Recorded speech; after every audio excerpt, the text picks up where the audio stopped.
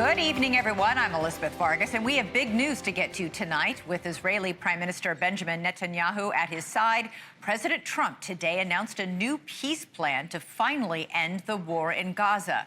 If Hamas won't accept and do things the easy way, Trump is ready to go the hard way. Full support for Israel's annihilation of the terror group. We will get to that historic announcement in just a moment, but we begin tonight in Portland, Oregon, the next major target of President Trump's crime crackdown.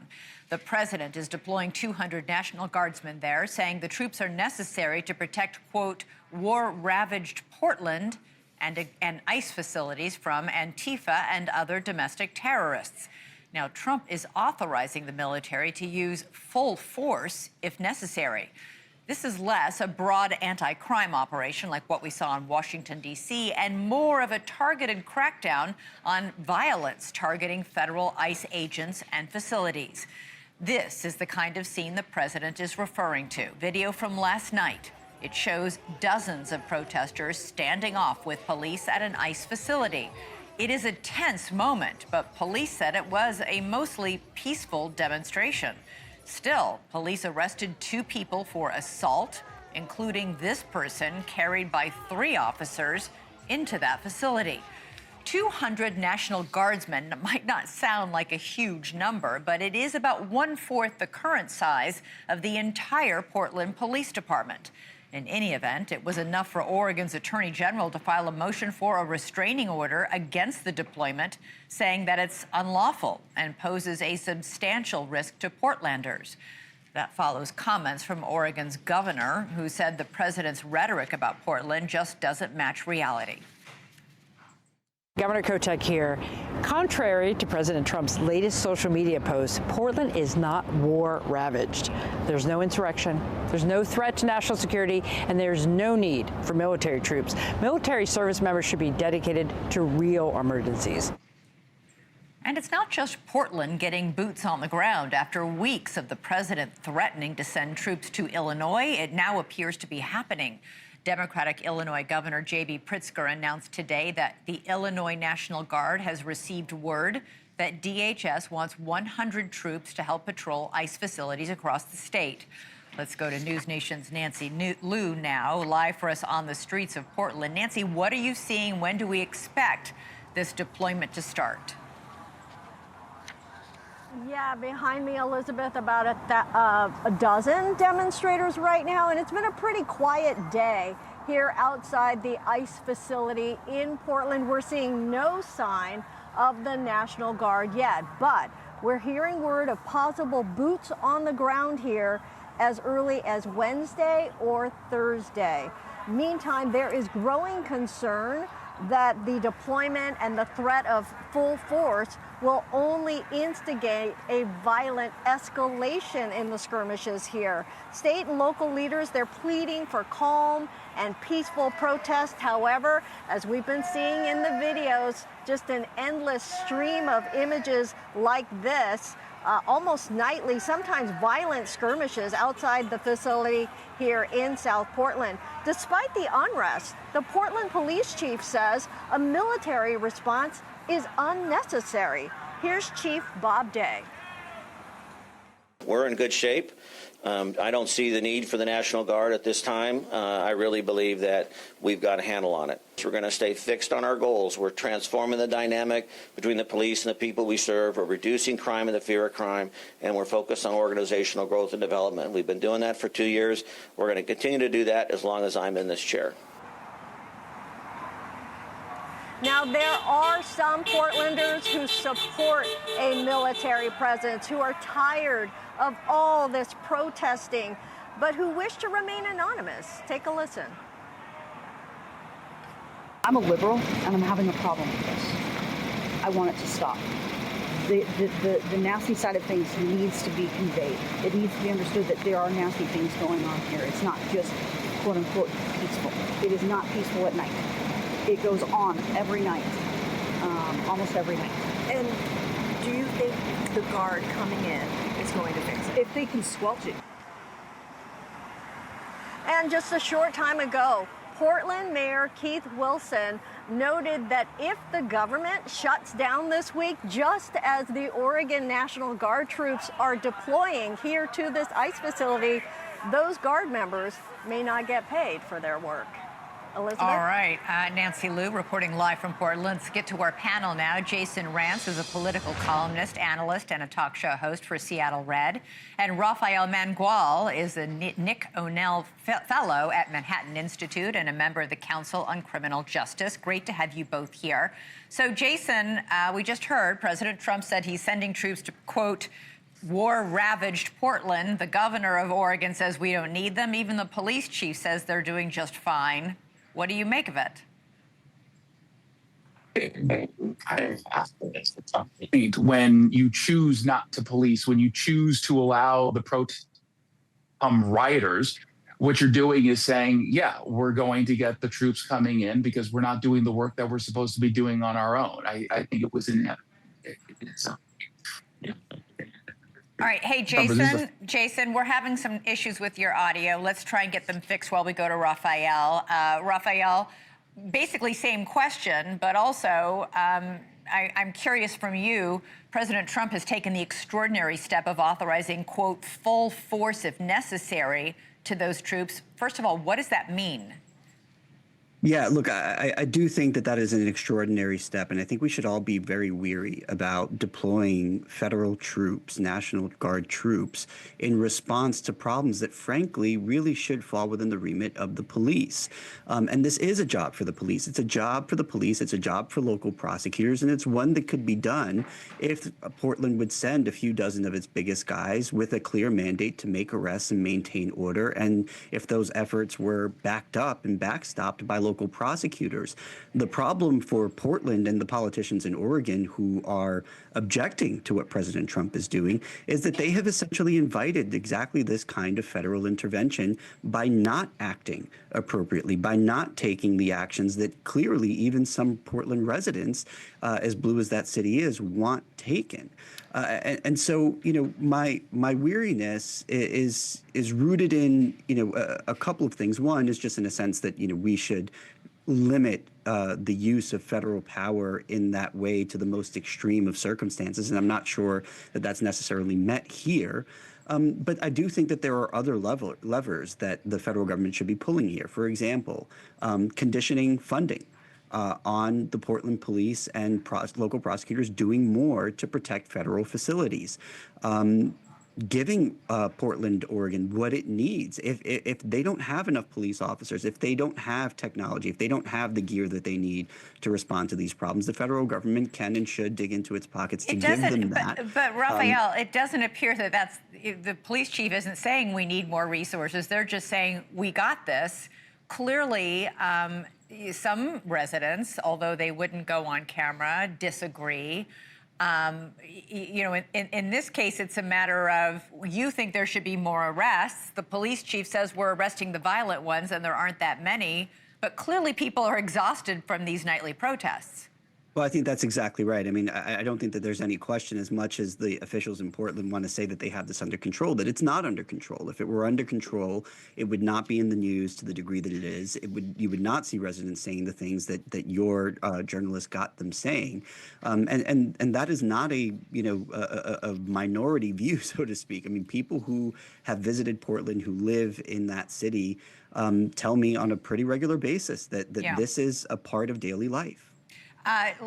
Trump is also threatening to send the military to Chicago, where there have been also really big protests and some violence breaking out. The governor of Illinois this afternoon called ICE agents, quote, jackbooted thugs, after armed patrol agents marched through downtown Chicago this weekend in camouflage and masks, arresting people for, as he says, how they look. Listen to the governor.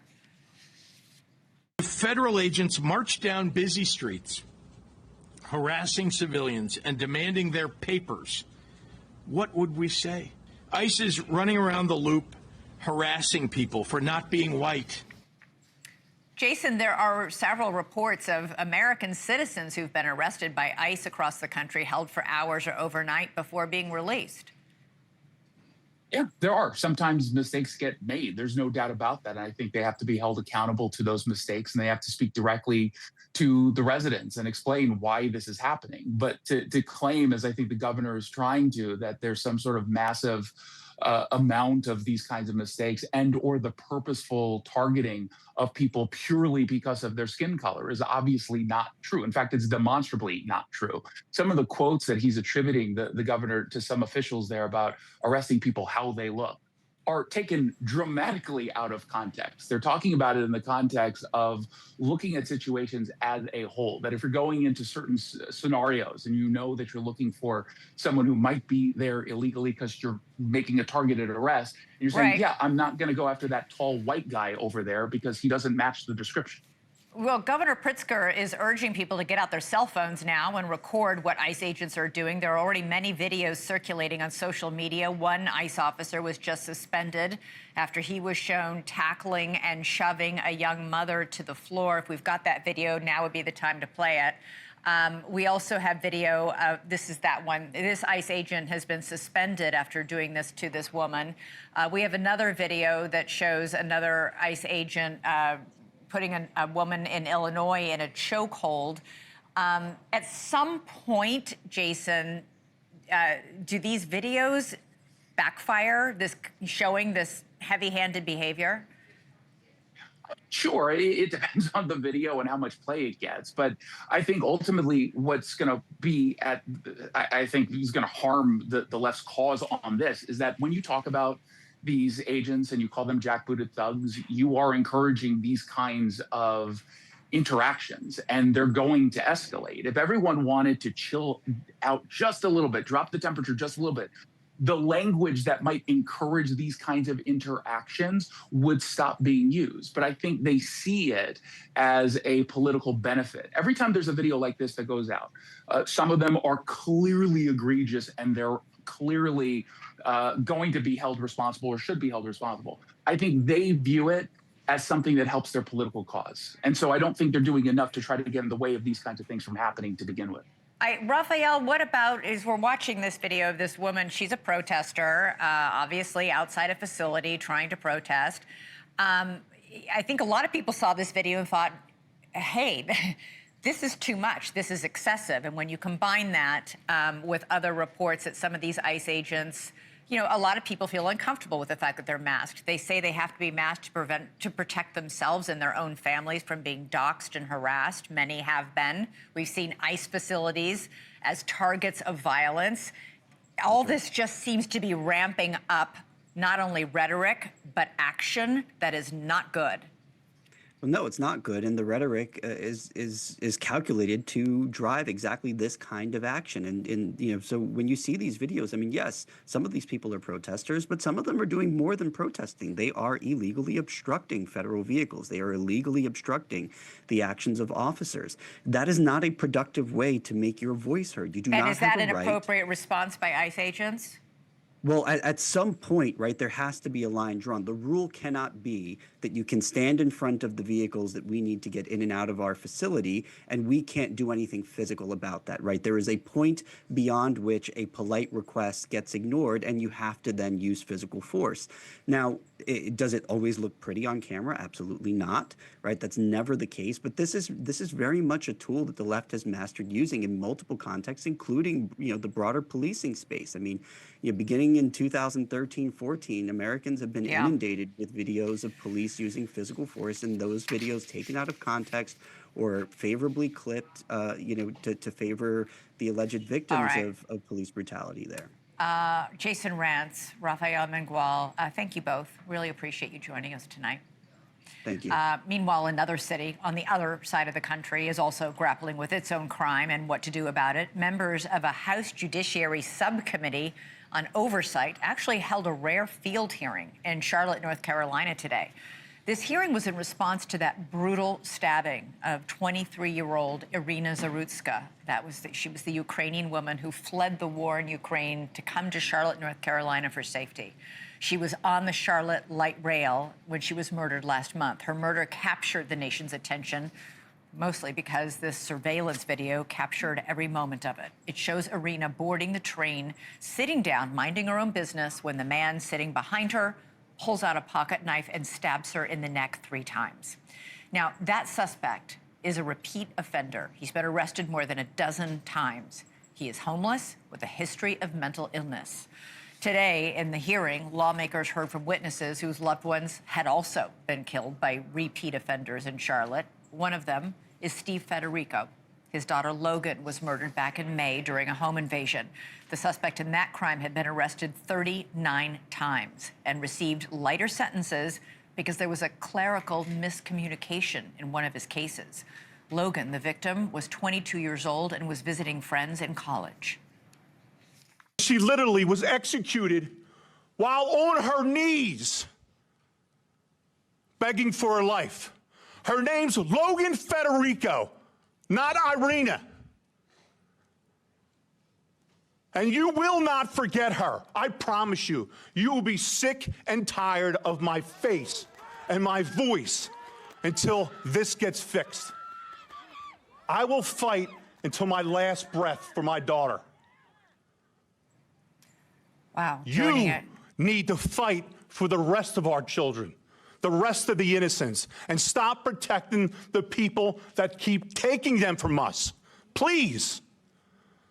You have the power. We put you in the power to do what you have to do. We're asking you, we're begging you all to stop this. You woke up a beast and you pissed off the wrong daddy. Wow. Joining us now is Republican Charlotte City Council member Edwin Peacock. You've spoken to a lot of people who were at that hearing. Did you speak to that father before he testified? I did not. He's going to be a local hero. He's bringing the attention to this matter that needs to happen. If there's been any positive from this terrible murder of Irina Zaruska, it is this. This has brought out action from our state almost 7 days ago. Irina's law was passed. It passed the House and the Senate in record time. It is with our governor, and he should sign it. This is the type of action that we need to take at both the state and then on the local level. My city council acted quickly and beefed up our law enforcement on trains, but we've got to bring public safety back into the front window of all of the citizens of Charlotte, North Carolina. What does this new bill, Irina's law, actually say? What does it stipulate? What it's stopping is cashless bail. Secondly, it gives us funding so that we can get 10 assistant district attorneys and 5 paralegals. The third thing it's going to do, obviously, is it's going to stop this revolving door problem that we're seeing in the triangle between law enforcement, prosecutors, and sentencing, and obviously bringing those all together. And what you heard from that father was clearly the testimony that you heard from a subsequent testimony from a woman whose granddaughter was murdered and stabbed 133 times in 2020. One of them has served 5 years, but the other 2 that are a part of that murder are still out. So again, this is the type of passion that this judicial hearing brought. You don't normally see that outside of Washington, but it was brought here at the Jonas Courthouse in downtown Charlotte, North Carolina. In the case of Irina, the suspect had schizophrenia, had said he was being directed by a chip that was implanted in him. His own mother had previously tried unsuccessfully to get him committed to a mental institution. What needs to happen with people like that man who are out on the street, living on the street, kicked out of his home because he's so mentally ill, and he's that mentally ill out there able to assault people? Irina's law is going to close that gap instantly. He was obviously committed under he had 14 arrests, and a couple of those, obviously, it indicated he'd had issues mentally. No more will that happen again. If he'd been involuntarily this law would allow for people like him to be committed involuntarily? Well, they would allow him to be the IC would come through, but what would happen is that obviously once he's got the IC, it's going to change the rules completely about whether they're going to release him before trial at all. And obviously when you remove cashless bail from the situation, he never should have been on the streets. Edwin Peacock, as you said it, Steve Federico, that father, powerful statement. Amazing. Very powerful. Yeah. Thank you. Thank you for joining us tonight. Really appreciate it. Thank you so much, Elizabeth. All right, coming up for us, we're going to be joined by someone who just survived that deadly shooting at a Mormon church in Michigan. Our guest was attending services with his wife and 2 sons when the pickup truck came crashing through the doors of his own church. His harrowing story next. And then later, we're going to have full details on President Trump's 20-point plan to end the war in Gaza and eventually create a Palestinian state. Israel has signed on. This could be a pivotal, historic moment.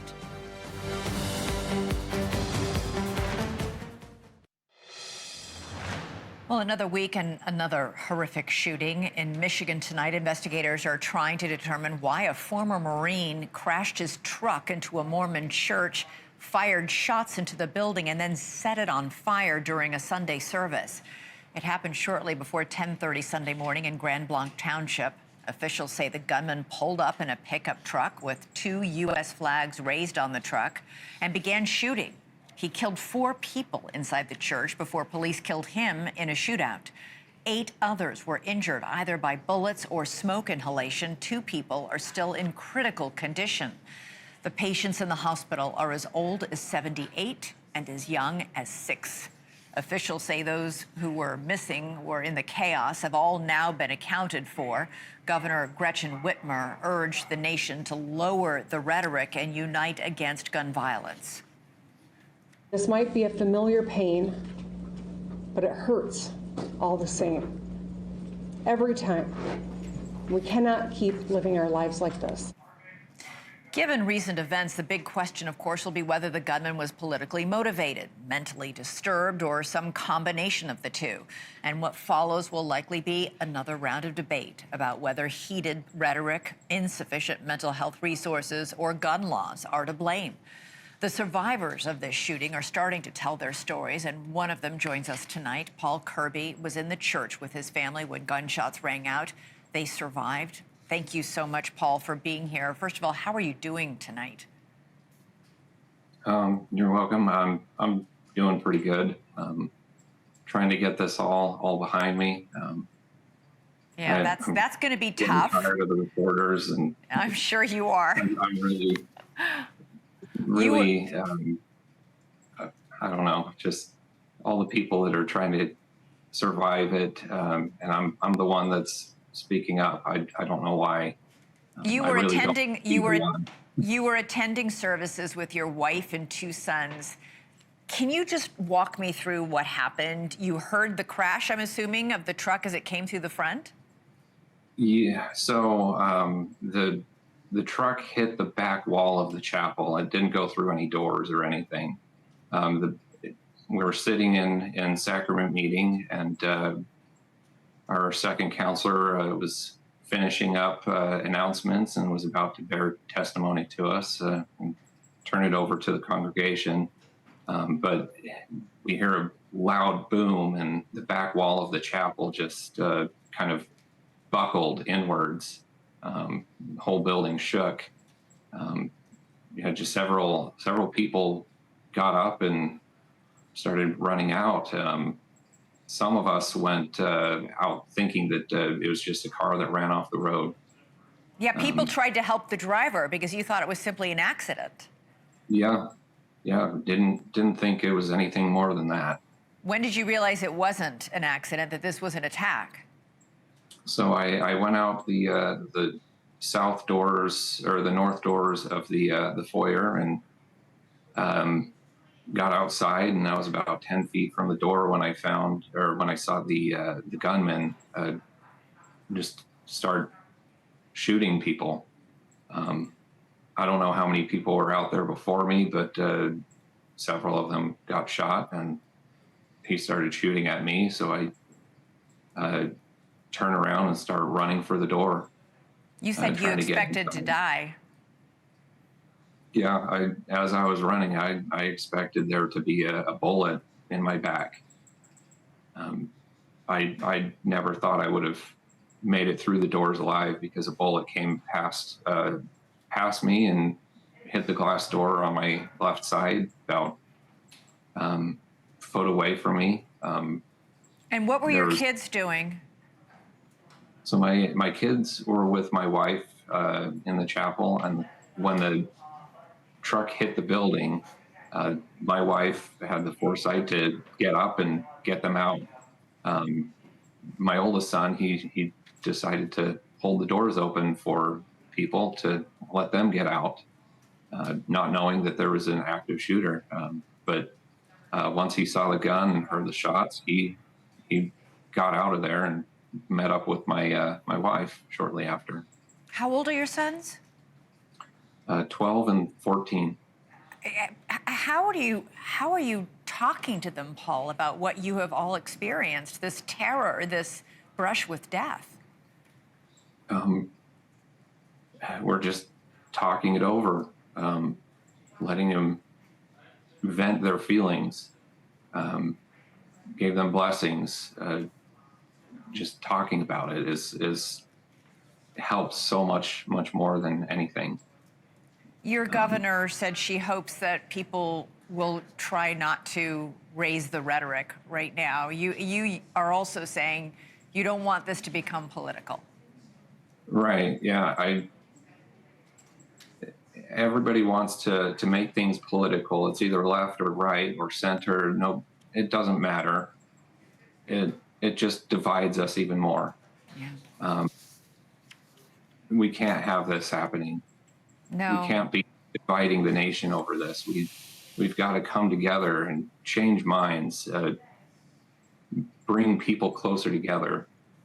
Well, Paul Kirby, you were worshiping God. That was a house of God that was attacked. We don't know yet why, but I'm so glad that you survived and for joining us tonight. And I'm so happy that your two sons and your wife all made it out alive as well. A lot of people weren't as lucky. Thank you, Paul. And I hope that healing comes your way. I know we all need it right now. Thank you. All right, coming up for us, game change alert. Is Zohran Mamdani no longer a shoo-in for New York City mayor, now that current Mayor Eric Adams just dropped out of the race? Well, President Trump is weighing in. We'll discuss it after the break.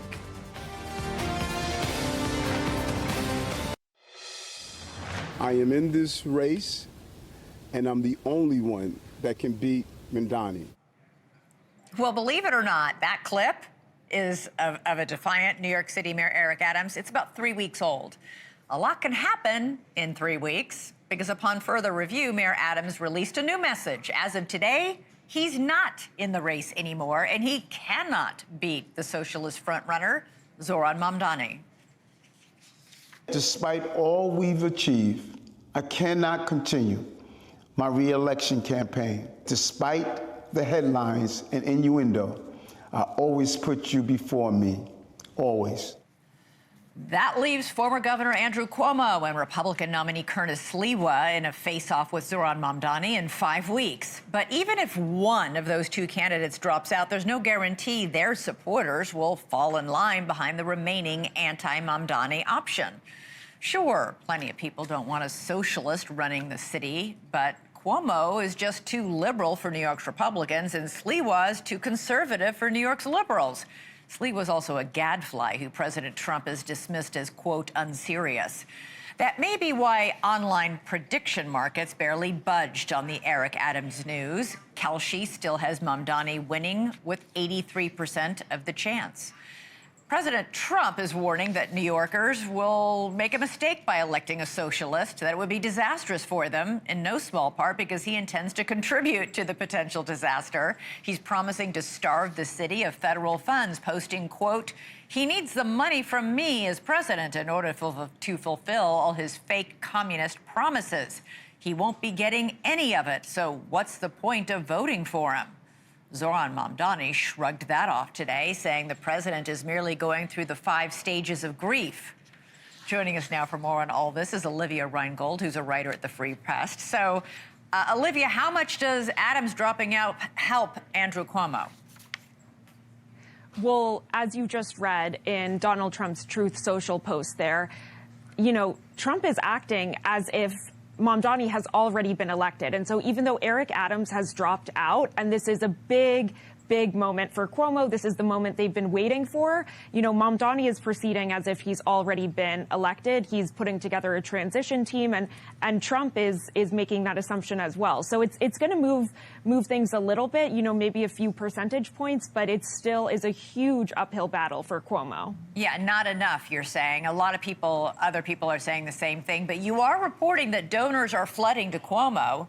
We're just 35 days away from Election Day. Is it in time?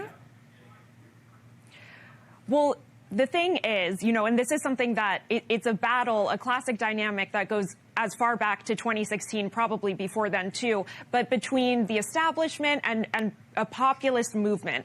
And it's almost an existential question, like, does money even matter here? There's only so much that they can really, the Cuomo campaign can do with money. I mean, what are they going to do? Put out more mailers against Mamdani? I'm not sure that that's going to be enough at this point. Yeah, the energy seems to be behind Mamdani. You know, talk about the fact that President Trump today threatened to withhold federal funds to New York City if Mamdani is running it.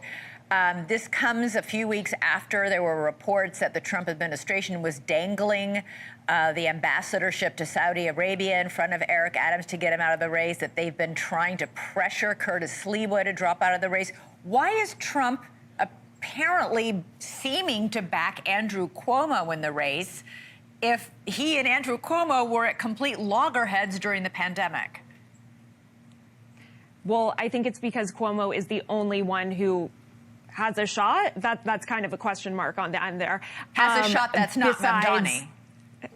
Exactly. That's not Mamdani. Curtis Sliwa, I mean, he's polling at maybe 16, 17% right now. He's been struggling to break 20%. Sliwa is not willing to get out of the race. So if I were Trump, I feel like more of his energy should be going towards Sliwa. But as I said, with that Truth Social post, Trump is proceeding, even though Eric Adams has dropped out at this point, he's proceeding as if Mamdani is going to be elected this November. Wow, pretty sure. Seems to be more and more like a sure bet. We shall see. Olivia Reingold, it's going to be an interesting 5 weeks as this battle definitely heats up and gets more tense. And then, of course, you layer on the President of the United States weighing in almost daily on the race as well. Thanks so much, Olivia. Coming up for us, we have the details on President Trump and Israeli Prime Minister Benjamin Netanyahu agreeing to this plan, this Trump plan to end the war in Gaza. We've been here before. The question tonight is, will Hamas accept the terms? And if not, what happens then? We'll get into it. Hamas is reportedly reviewing President Trump's Mideast Peace Plan in good faith tonight, according to the Associated Press. Though, of course, good faith is not the terror group's strong suit. The news coming just hours after Trump announced that plan at a White House press conference today with Israeli Prime Minister Benjamin Netanyahu at his side. The U.S. plan calls for an immediate ceasefire. Within 72 hours, Hamas would release all hostages, both living and dead. Then a phased withdrawal of Israeli troops would begin. Hamas members who lay down their weapons and commit to a peaceful coexistence with Israel would be allowed to leave Gaza for another country. Now, President Trump says the plan is supported by the Arab countries surrounding Israel. He presented it to them last week during a meeting at the UN General Assembly. But it all clearly hinges on whether Hamas signs on to the deal, which President Trump framed as take it or leave it, with a threat to back it up. I hope that we're going to have a deal for peace. And if Hamas rejects the deal, which is always possible, they're the only one left. Everyone else has accepted it. But I have a feeling that we're going to have a positive answer. But if not, as you know, Bibi, you'd have our full backing to do what you would have to do. Everyone understands that the ultimate result must be the elimination of any danger posed in the region, and that danger is caused by Hamas. Netanyahu said the plan would achieve Israel's objectives without any further bloodshed, but he echoed Trump, saying it's now up to Hamas. This can be done the easy way, or it can be done the hard way, but it will be done. We prefer the easy way, but it has to be done. All these goals must be achieved because we didn't fight this horrible fight, sacrifice the finest of our young men to have Hamas stay in Gaza and threaten us again and again and again with these horrific massacres. If Hamas agrees to the plan, full humanitarian aid would resume to the Gaza Strip, and the region would be redeveloped. Trump said he would chair an international board of peace to oversee reconstruction. For more on all this, we're joined by Stephen Cook, Senior Fellow for Middle East and Africa Studies at the Council on Foreign Relations and the author of the book, The End of Ambition, America's Past, Present, and Future in the Middle East. Great to have you on. So this 20-point plan is a big deal. The Prime Minister Netanyahu said he'll support it. What are the chances Hamas will as well? Well, Hamas is under a tremendous amount of pressure from the United States, obviously military pressure from Israel, but also from the Qataris and the Egyptians to sign on. Right. The problem for Hamas, though, is that this 20-point plan essentially asks Hamas not to be Hamas any longer. Laying down their arms, giving up the arms struggle, accepting coexistence with Israel. None of that is in the Hamas charter. And it's going to be extremely, extremely difficult for the Hamas leadership, both in Gaza and outside of Gaza, to sign on to such a plan. So if Hamas doesn't sign on, Netanyahu saying, we're going to go in and crush you. That is what they are saying. But Hamas's strategy all along has been to suck Israel into these horrific urban battles, to film them, to count on global international public pressure, outrage. International outrage to delegitimize Israel as it pursues this fight. So it would be difficult for Hamas to defy patrons like the Qataris, the Turks, the Egyptians, and others who have worked so hard to mediate this conflict. But at the same time, this would be an enormous ideological turnaround for Hamas to willingly give up its arms and accept peaceful coexistence with Israel. Listen, it was a big deal that Netanyahu signed on. He's already getting an earful from furious members of his right-wing government who call this plan a, quote, total failure. If they don't sign on, if they do, if these members who are saying it's a total failure don't sign on to this as well, will Netanyahu's government collapse? Well, sounds like a very familiar story, one that we've been talking about for at least 18 months. And that is that Netanyahu's right-wing, the members of his coalition to the right of him must sign on. And they are opposed to any ceasefire deal that doesn't result in Israel's full occupation and full destruction of Hamas. That is why Prime Minister Netanyahu began his remarks at the White House this afternoon outlining how this deal achieves all of Israel's military, diplomatic, and political objectives. But the coalition partners to the right clearly aren't buying it. Yeah, they're clearly not buying it and objecting, so much so that the opposition political party is saying, hey, we'll support you, Netanyahu, and keep you in office if your own political coalition abandons you over this. I want to get back to the fact that the Arab countries are pressuring Hamas through President Trump and this plan to not only disarm, but to destroy all of the underground tunnels. That would be an extraordinary thing. They have spent decades, and I can't even count the amount of money they've siphoned off to build those tunnels. Again, what are the chances, do you think, if you had to give it some odds, is it like 0 chance they accept this plan? 5%? 20%? Or can we be optimistic at all? Well, I would say it's probably less than 30%. Of course, the advantage of this plan is that everybody seems to have coalesced around it, and not just the Arab world. Turkey, Indonesia, Pakistan, huge, important countries in the Muslim world have coalesced around it. I think that the leaders in the region in particular are putting so much pressure on Hamas because they have had enough. This has divided, has created stress and political problems in their own societies. Right. And the battle is clearly lost for Hamas, and to continue it, as the Israelis have vowed to do, presents further problems for the Egyptian leader, the Jordanian leader, other leaders in the region whose populations are inflamed by what they're seeing on television and social media daily. Yeah, and of course, we have this promise that aid would immediately resume into Gaza, aid that is so desperately needed. You know, we've already heard reports that some Gazans are fighting back against Hamas.